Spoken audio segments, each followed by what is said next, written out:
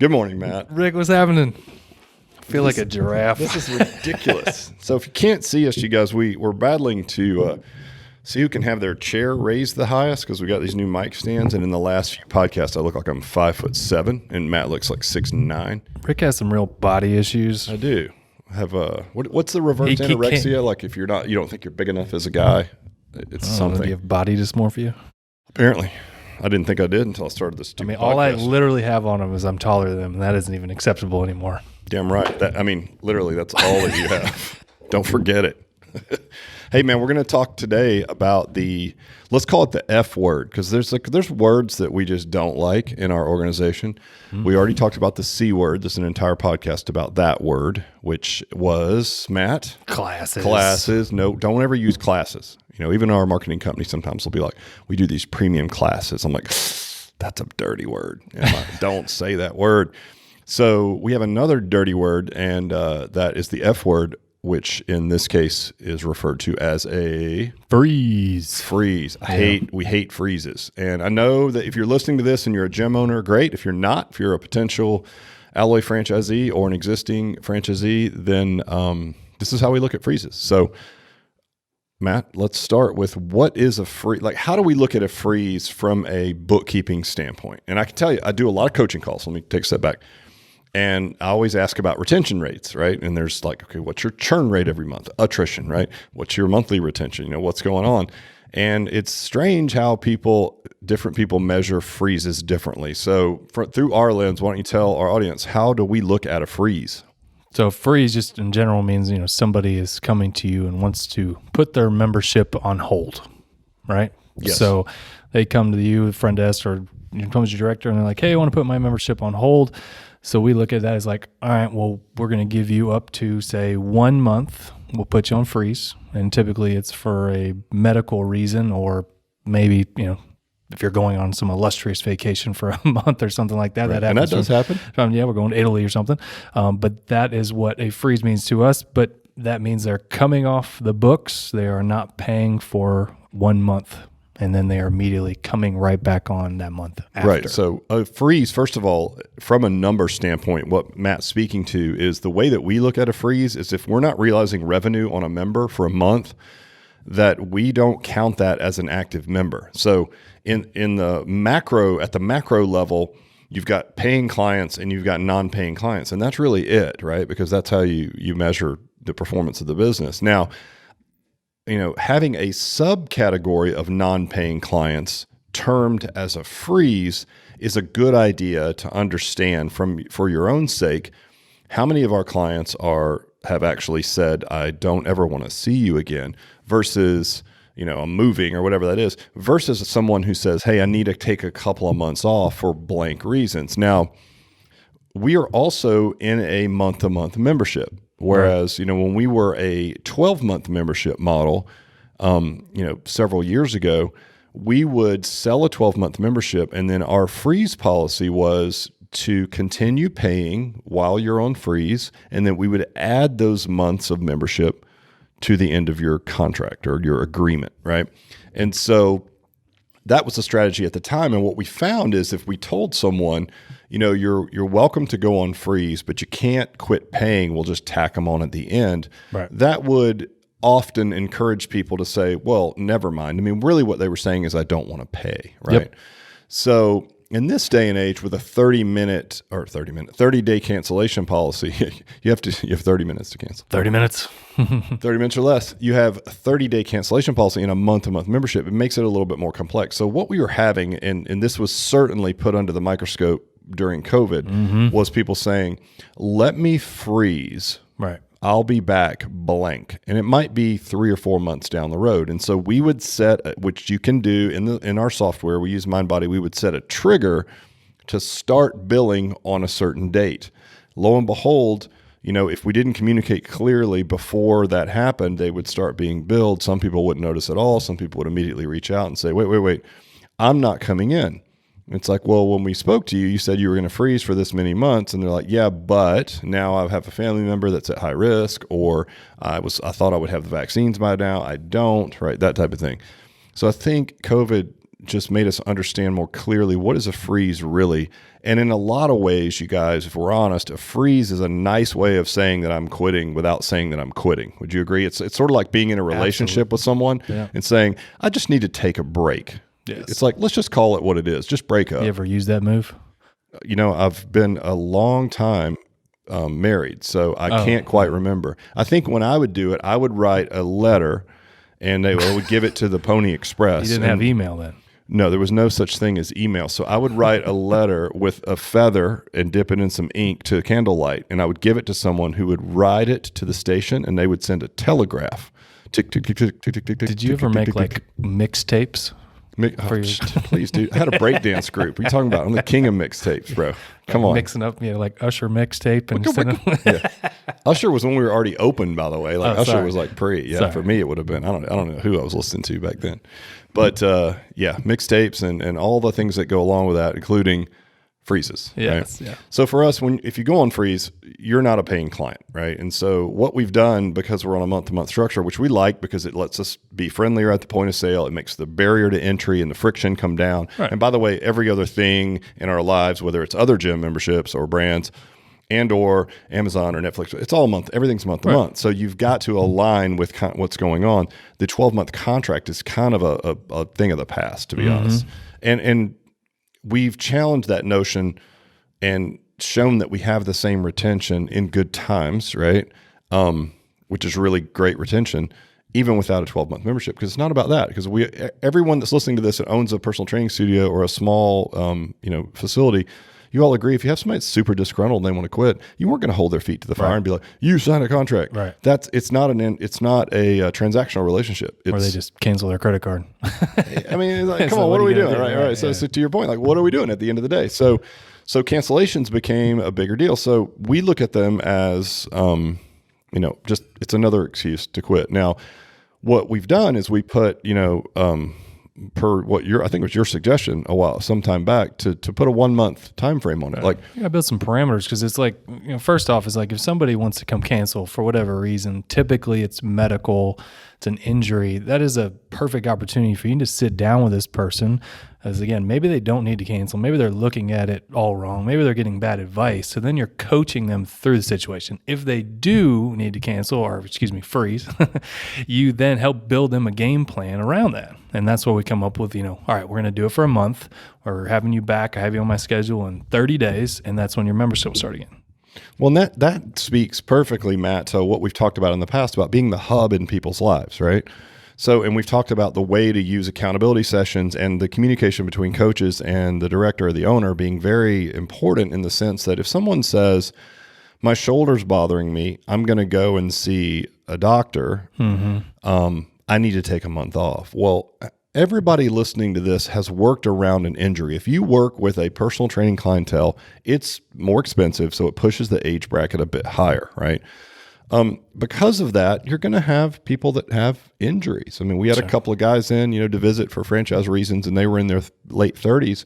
All jacked up. all kind of movement issues, Right. And it's just part of riding, sitting in meetings and being on a plane, having 3 kids, being stressed, not eating perfect. I mean, join the club, Right. So you're already working around those things day one, probably. So what has changed? Yeah, exactly. And I would challenge anyone who takes that, air quotes, excuse and just lets people off the hook. Because if you're going to sit in the seat of the hub and the coach in people's lives, if someone comes in and says, I need to quit because my shoulder hurts, it's like, whoa. Right. Your goal was fat loss, or to make exercise part of your life, or to strengthen your immune system. That should be a bigger part of the conversation coming out of this, right? That has nothing to do with a little shoulder pain. By the way, your neighbor, in speaking to the client, probably also has shoulder pain from reaching in a back seat and grabbing a purse or a kid's item or some golf clubs, right? Same thing. It's like Stuart McGill, right? The foremost spinal expert in the world. He said it perfectly. You can either sit on your ass and get tweaked, or you can be active and get tweaked. But the fact is, as we age, we're all going to get tweaked. Right. So the very thing that makes our brand relevant and hum is the fact that we can really work with people with injuries. It's not like you walk into one of these brands where it's try-free workout. Everybody in the place runs on the treadmill for 30 minutes. It's like, okay, well, I've got bone on bone knee issues. Like that's not for me. And it's like, okay, next, right? And that would then drive them down in the population to a younger population, right? So for us, like that's our brand promise is we can work with that crowd. It's personal training. We can work around it. So for heaven, or goodness, like get on people when they say those things. And like you said, map out a plan of attack. Okay, you're going to go to the doctor. You may hear don't lift with your body. That's not true. There's a couple things we can still do. Plus, half of your body, which by the way, in your goals, you mentioned as the biggest concern for you, which is your lower body, right? Still game on. And as long as we don't make you hold heavy weights in the inappropriate positions, you're going to be fine. Right. So that's the conversation that needs to happen. Yeah. So you got to call BS on the cancel. Then you get to the root of it. Are they really canceling because of an injury? Right. Or are they canceling because there's probably breaking the chain, quite honestly. I mean, that's something else is bothering them, and this is the thing to push them over the edge. Typically where it's going. Yeah, 100%. So to mitigate it, you first meet with them, right? You have a type of relationship with your clients and customers where you can have hard conversations about working around injuries, because that is in effect what a brand like Alloy is really doing well, right? So you should own that, and you should then project that onto your clients. So that would be the first way to mitigate it. What else can you see, Matt? Other things that can be done to... Well, sorry. So that type of client, that's the injured client, or maybe something flared up. Maybe it's tennis elbow. Those issues, right? And they, like you said, they fester. Maybe it's something else. So you make sure you have communication. There is other circumstances where freeze is totally fine. Like we talked about, maybe it's vacations, or maybe it's actually like we just had somebody go out with or having hip replacement. Well, let me stop you there. So hip replacement aside, let's start with just vacation. So I would still challenge that notion in the sense that that's why we built the app, right? So if you have a personal training relationship with someone and they say, oh yeah, I'm going to be out of town for like a month, I need to freeze. It's like, well, what do you plan on doing while you're gone for a month? Like drinking let's pina coladas. Damn straight. That's exactly what they're going to be doing. So not thinking about you. Right. Yeah. Getting away from you. That's for damn sure. So it's like, okay, so if that's where you're going, and a lot of people like our clubs that we have licensed in the Northeast, they have this mass, again, in this population that's typically, financially better off. They might, snowbird in the winter. So they go down to Florida to their second home. So you're just going to let them go and probably lose some of the fitness gains they've made. You're not going to hold them accountable. You're not in their life as a coach anymore. I think that's crazy. The reason that we brought the app on originally, the Alloy app, was so that we could, keep clients on track when they weren't in the gym, right? Yes. And hold them accountable. And then B, it's also good for your business because now you can continue to realize revenue by training them virtually while they're snowbirding or whatever it is that they're doing. So going on vacation, unless you're going to eat your way across Italy for a month, which sounds amazing, then I don't buy that either, right? But it still goes back to... That was the long, the long vacation for sure. Like this is where we're going. Absolutely, you're right. We always sit down. We have travel workouts. We do 100% of that. I feel like I'm on trial right here. Damn it, Matt. That's not why we do this. Cut. Let's just start over. It's just not going well. There's got to be no reason for freezes to me. From where I sit, it's like no reason to freeze. And now that Matt's an owner, he's like, why do these freezes? I'm like, told you. But yes, you're absolutely right. I mean, so you're looking at every opportunity, providing solutions for them to keep them in the gym. Because yes, cancel, we know this, if you give them a client 1 week, 2 weeks, and they're freezing, we may never see them again, kind of thing. So 100%. You have to scratch and you have to claw to keep them. So what I'm saying to you guys is, regardless of the intent of the customer, I would implore you as a business and gym owner to consider a freeze a quit. Right. And that way you'll fight for it. That makes sense. You have to fight for it. Yeah, you got to fight. You got to have open communications. You got to ask hard questions. You got to be that coach in their life. That's what being a personal training facility or a personal trainer is all about. So if you can't do that, you might be in the wrong business. Otherwise, you should be able to have hard conversations and hold people accountable to their goals. And part of that is you're going to have to make them do things that are uncomfortable. You're going to have to, at the end of the day, exercise is not fun for people. They don't always enjoy it. And we try to make it as fun and enjoyable and relational as possible. But at the end of the day, it has a 4-letter word in it. And that word is work. And, if there was an easier way to get there, I think people would take it. But there's not. Right. And there probably won't be. And there's some self-efficacy in working hard, by the way. So everybody needs a little bit of that in their life. And most of us don't have it. So it's like, guess what? I'm going to be that for you. But you got to own that role, right? Right. Yeah. And like you were saying earlier, you got to be really careful of the people that say they want to go on freeze or postpone their membership, because it is an easy way around canceling, saying you want to cancel, saying I want to break up with you, and say if you do have a 30-day cancellation policy, well, guess what? They just went right past that and went into freeze, and then your retention is even worse. You're losing people quicker.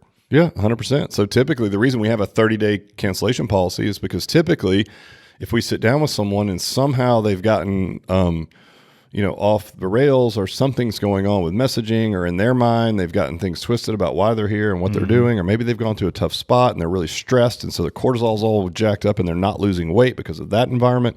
That's our job, to sit down and shed some light on that, right?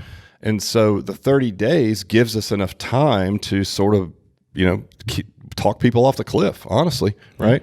Because a lot of times they're just not rationally thinking about it, and it sounds great. It's like the first thing that people are like, "Oh yeah, I'll probably just take a little break. Just give that up. I'll just give that up. Yeah, it's just too stressful. My shoulder's bugging me a little bit. I'm like, guess what? My shoulder hurts too. I mean, I'm not saying this is a good thing. This is just some genetics. But I've had 2 shoulder surgeries on one on the other, a bunch of knee surgeries. It's part of it's just like sports. You should give up. I should quit. I should just quit exercising. I can't work out anymore because my left toe hurts right now. Was it Ricky Bobby gave up physical therapy within like an hour or something? Right. Gave that up. You don't know nothing about my life. I got 2 knives in my leg. Ow. Don't you stick that knife in your leg, Ricky Bobby. We're just going to do quotes all day one day. That's that movie quotes all day long. But so I would implore you guys to think, if I'm talking to you in the future at a conference, or I've got you on an accountability call or something, and you're saying, look, man, our retention rate's really good. We're at 97% month over month, which is where we are. I'm like, great. And you're like, now, of that number, right, of people that are still here, 14 of those are on freeze, but they're going to be back. And that reminds me of the old, like there was an old adage in sales that we use, is like, put them on the be back bus, right? Like if you don't close them, they're like, oh, I'll be back later. It's like, yeah, probably not, right? And everyone knows this. I mean, try to go buy a new car and walk out without making a deal. They know the chances of you coming back have dropped exponentially if you leave that place, right? And so it's the same thing here, right? This is exactly the way we would look at it, exact same lens. So communicate clearly with clients. Don't count freezes into your active client pool. Nope. Put them in the cancellation pool, and then put them in a subcategory, and really examine that category. When I mean that, why did they leave? What reasons are people on freeze? When are they due to come back? Have they been communicated with? Were they communicated with before they went on freeze? And just stress test your whole system around that, because of all the seasons to stress test it, COVID was a great opportunity, is the way I would look at it, for us to look at how we measure freezes, the conversations we have around them. And something like COVID, you guys, I'm not saying we had a solve to keep people from freezing for COVID. Nope. It was a great excuse, and it was painful for everyone, and to hear someone say, like, I can't come in because I'm caring for one of my parents who's at high risk. It's like, that's a pretty legit reason, right? Yeah, I get absolutely. it. I get it. So made it tough, but I hope that helps you guys. Any other further points, since you've been sitting more in the gym owner seat, that you can see? No, I mean, just the biggest thing is, like you said, you got to manage it. You got to know when people are coming off, when they're coming back, and make sure that you are communicating with them. Because if you just put them on a freeze list, and they'll come back eventually. Yeah, these are my hopeful cancellations. Yeah. These are my not so hopeful cancellations. And if we're all honest, there's a big chunk of those freezers. So put them in your cancel list, create a subcategory, figure out what's happening, figure out if you're having those relevant conversations around it, see if you can't mitigate some of those freezes. That's it. Cool. All right, brother. Thanks, man.